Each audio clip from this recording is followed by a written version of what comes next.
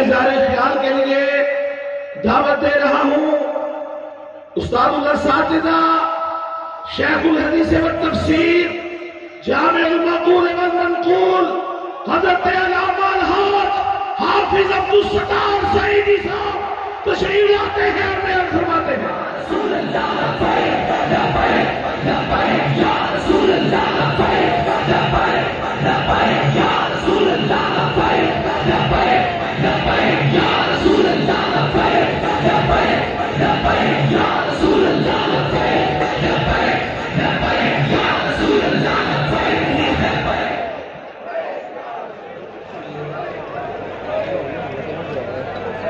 نحمده ونصلي ونسلم على رسوله الكريم ماشاءاللہ کیا روحانیت ہے۔ اما بعد فاعوذ باللہ من الشیطان الرجیم بسم اللہ الرحمن الرحیم قل ان کنتم تحبون اللہ فاتبعونی یحببکم اللہ۔ صدق اللہ العلی العظیم۔ حضرات، علماء کرام، امیر تحریک لبیک پاکستان، اراکین مجلس شورا اور عشق و محبت رسول میں ڈوبے ہوئے عاشقان رسول و غلامان آل و اصحاب رسول، السلام علیکم ورحمۃ اللہ۔ السلام ورحمۃ اللہ۔ مبارکباد پیش کرتا ہوں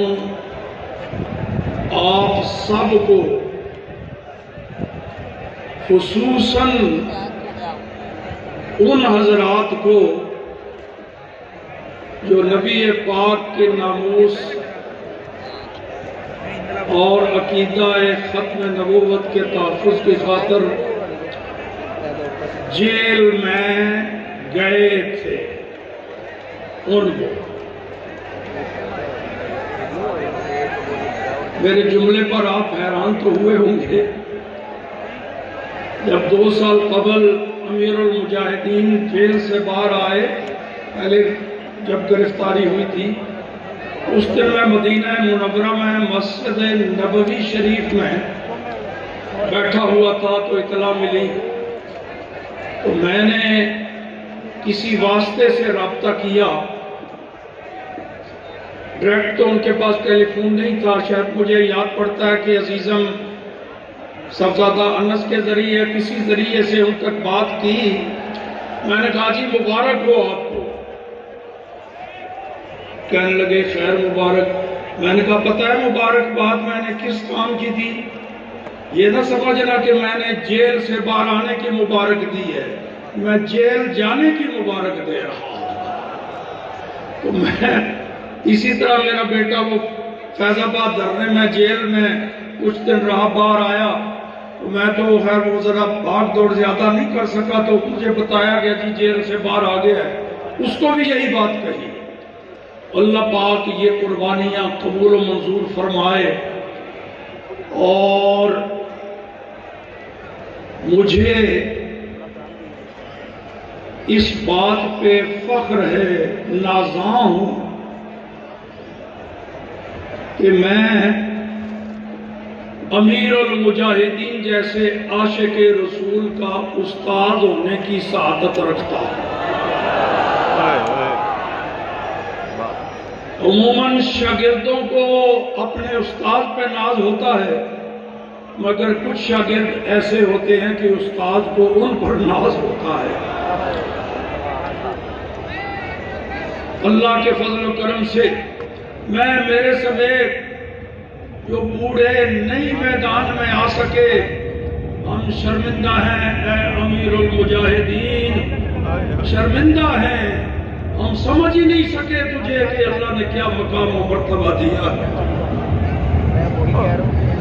اس واسطے میں ایک تو یہ بات عرض کروں گا جو پہلے بھی کی تھی، آپ کو یاد ہے امیر المجاہدین کو کہا تھا ان کے بارے میں کہا تھا کہ جب میں جامعہ نظامیہ میں اپنے 9 نمبر کمرے میں بیٹھا ہوں، امیر المجاہدین میرے پاس آئیں، میں استاذ وہ میرے شاگرد جو ملنے آئے ہیں ٹھیک، لیکن میدان میں جب نکلیں گے تو پھر امیر لشکر وہ ہے، میں بھی اس لشکر کا ایک کارکن ہوں، پھر امیر وہ ہے، پھر ان کا حکم چلے گا، جس طرح سب کو ماننا پڑتا ہے بحیثیت رکن، مجھے بھی اس پہ سر جھکانا پڑتا ہے۔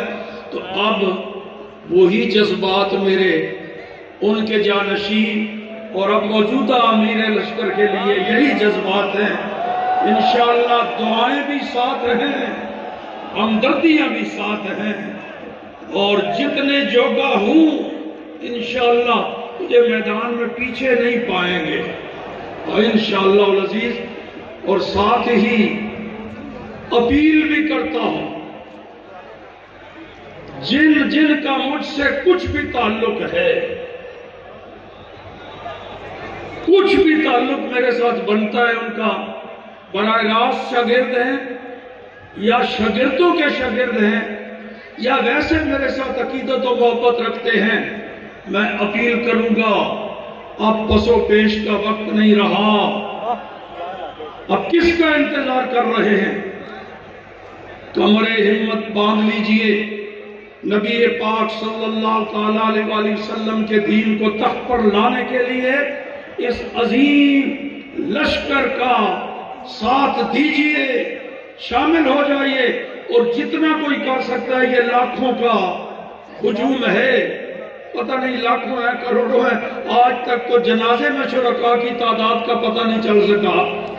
یہ ترقی یافتہ میڈیا، کوئی کہتا ہے جی اتنے لاکھ تھے، کوئی کہتا ہے جی کل پرسوں ایک ساتھی میرے پروانہ تھا امیر المجاہدین کا، وہ 2.5 کروڑ کہہ رہا تھا کسی جلسے میں نے کہا یہ لاکھوں ہیں، یہ 1.5 کروڑ ہے، یہ 2.5 کروڑ ہے، یہ تو وہ ہیں جو نظر آ رہے تھے، یہ ان کی تعداد بھی تو نہیں ابھی معلوم کر سکے، وہ پتہ نہیں کتنے تھے جو نظر نہیں آتے تھے، وہ بھی جنازے میں شریک تھے۔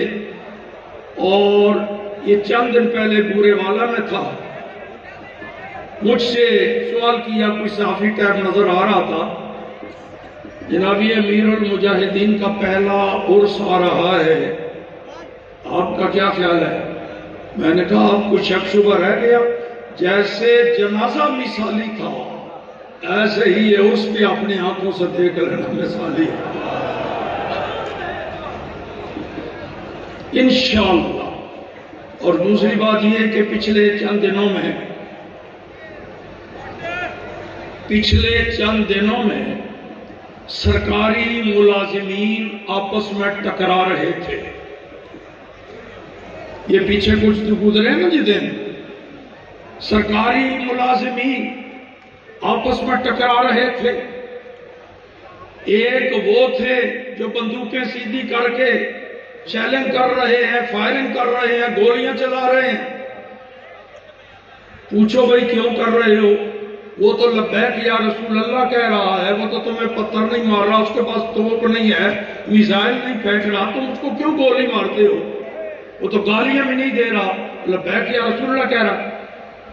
او جی بس کیا کریں، مجبوری ہے جی، سرکاری ملازم ہے، سرکاری ملازم ہے، ان سے پوچھو بھائی تجھے کیا ہوا ہے، تجھے پتا ہے وہ گولی مار دے گا، مر جاؤں گا، تو کیوں؟ کہتا جی مجبوری ہے، سرکاری ملازم ہے، دونوں طرف سرکاری ملازم، اور ان کی سرکار آؤ، ان دیوانوں کی سرکار آؤ،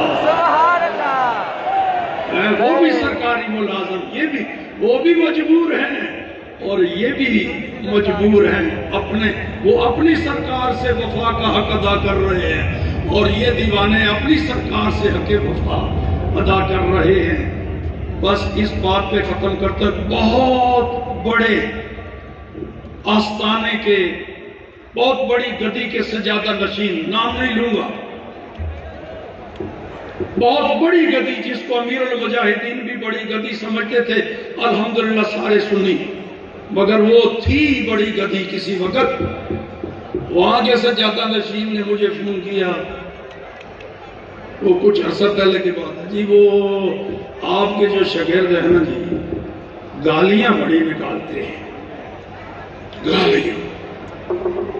میں نے کہا یہ میں مانتا ہوں کہ گالیاں نکالتے ہیں، مگر حضرت جی پیر صاحب یہ بتاؤ گالیاں کن کو نکالتے ہیں، بس یہ بتا دو۔ اس نے فون بند کر دیا۔ اللہ پاک آپ سب کے جذبات کا بہترین انعام عطا فرمائے اور امیر المجاہدین کی خواہش کے مطابق دین مصطفیٰ تخت پر آئے اور آ کے رہے گا انشاءاللہ عزیز۔ وآخر دعوانا ان الحمدللہ رب العالمین۔